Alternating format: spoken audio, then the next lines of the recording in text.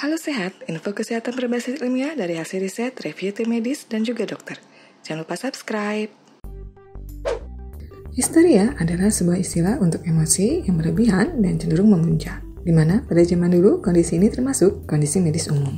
Histeria bagi orang awam adalah perilaku emosional yang cenderung tidak terkontrol karena saking berlebihannya. Seseorang yang tak mampu menguasai emosinya dan tak mampu menahan beban pikiran serta mental dapat pula disebut dengan kondisi histeria. Orang-orang yang memang memiliki pribadi terlalu emosional dapat mengalami histeria. Seseorang dapat dikatakan menderita histeria ketika reaksi atau tanggapan terhadap situasi tertentu tidak profesional dalam hal emosi, dan hal ini bisa saja terjadi pada pria maupun wanita. Umumnya, histeria adalah suatu kondisi yang diawali dengan rasa depresi, malas, dan kesepian. Namun untuk saat ini, berbagai faktor mampu menjadi penyebab seseorang mengalami histeria. Jika seseorang sudah lebih dulu memiliki sebuah penyakit tertentu, maka kondisi histeria dapat memperburuk kondisi medis tersebut. Berikut ini adalah berbagai faktor yang dapat mendasari histeria dapat terjadi pada seseorang.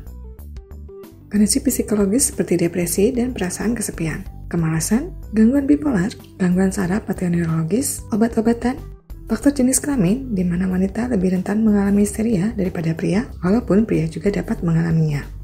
Faktor usia yaitu 14-25 tahun. Sebagian kecil kasus histeria terjadi pada orang dewasa dengan usia lebih dari 45 tahun. Namun, histeria pada kondisi ini tidak dianggap normal.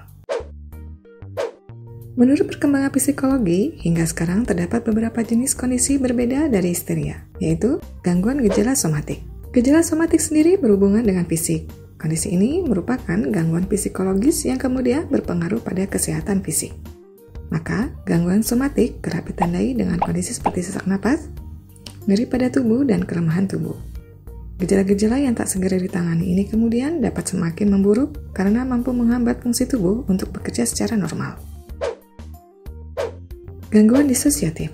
Pada kondisi ini, seseorang dapat mengalami disosiasi atau ketiadaan kontinuitas antara identitas, ingatan, tindakan, dan pikiran pada seseorang. Penderita gangguan mental ini memilih cara-cara yang tidak sehat dalam upayanya melarikan diri dari kenyataan. Beberapa jenis kondisi gangguan disosiatif yang perlu diketahui antara lain adalah amnesia disosiatif, gangguan identitas disosiatif, dan gangguan depersonalisasi. Amnesia disosiatif. Kehilangan ingatan adalah gejala utama dari jenis gangguan disosiatif satu ini. Kehilangan ingatan yang dialami penderita tergolong parah dan bahkan tak dapat dijelaskan secara medis. Penderita amnesia disosiatif biasanya tak mampu mengingat peristiwa, identitas, dan informasi diri sendiri, maupun segala hal yang berhubungan dengan orang-orang terdekat dan di sekitarnya. Kondisi ini dapat terjadi khususnya saat penderita masih pada masa traumanya, di mana dalam peristiwa tertentu gangguan mental ini bisa kembali terulang. Gangguan amnesia disosiatif dialami dalam hitungan menit atau jam, namun ada pula yang terjadi dalam hitungan bulan maupun tahun walau tergolong sangat jarang. Identitas disosiatif. Gangguan disosiatif lainnya disebut dengan identitas disosiatif, yakni sebuah gangguan kepribadian ganda pada seseorang. Perpindahan atau perubahan identitas dapat terjadi secara cepat dan tiba-tiba. Penderitanya sendiri memiliki kesadaran bahwa dirinya memiliki dua kepribadian atau terdapat dua orang atau lebih yang hadir di kepalanya seperti tengah dirasuki oleh karakter atau pribadi orang lain. Perbedaan identitas tersebut dapat memiliki karakter dan nama tersendiri yang tidak sama antara satu dengan lainnya. Ketika seseorang mengalami transisi ke identitas lainnya, maka tingkah laku, suara, sampai kebutuhan tertentu dapat berubah. Hal ini menjadi tanda bahwa terdapat perbedaan dari dua atau lebih kepribadian yang dimilikinya. Gangguan depersonalisasi. Jenis kondisi gangguan disosiatif lainnya adalah gangguan depersonalisasi, yaitu gangguan di mana seseorang merasa tengah berada di luar dirinya. Seringkali kondisi seperti ini mirip dengan bermimpi dan seolah sedang menonton sebuah film, di mana seseorang bisa sambil mengamati perasaan, pikiran, hingga tindakan dari jauh. Gangguan seperti ini hanya akan menimbulkan gejala sesaat saja, namun berpotensi terjadi berulang bahkan sampai beberapa tahun ke depan bila tak segera diatasi. Jika terus dibiarkan, penderita dapat mengalami waktu yang lebih cepat atau lambat, di mana dunia di matanya tidak nyata.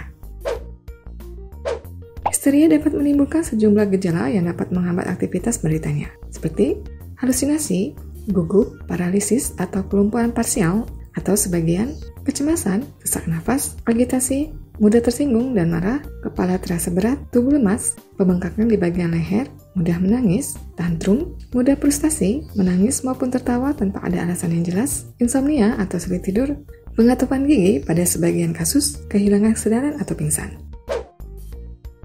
Pada kasus gejala histeria yang sudah tergolong serius dan tidak segera mendapatkan penanganan, maka hal ini mampu meningkatkan risiko sejumlah komplikasi, seperti gegar otak, serangan jantung, berkurangnya aliran darah menuju otak, penyakit stroke, kelumpuhan anggota tubuh mulai dari yang bersifat sementara hingga permanen, terhambatnya kelangsungan hidup.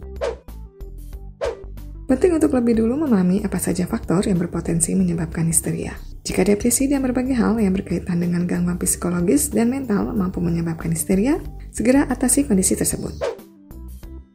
Memiliki pola hidup sehat dan seimbang mulai dari pola tidur, pola makan, pola olahraga, dan cara mengelola stres sangat penting dalam meminimalisir berbagai bentuk gangguan psikologis, termasuk histeria. Demikian video kali ini, sampai jumpa di video selanjutnya. Info yang kami berikan telah melalui validitas informasi kesehatan yang aktual dengan pendekatan ilmiah, direview tenaga ahli dan dokter.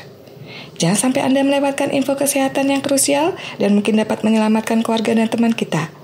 Jangan lupa subscribe dan nyalakan lonceng notifikasi agar tidak ketinggalan info dari Halo Sehat.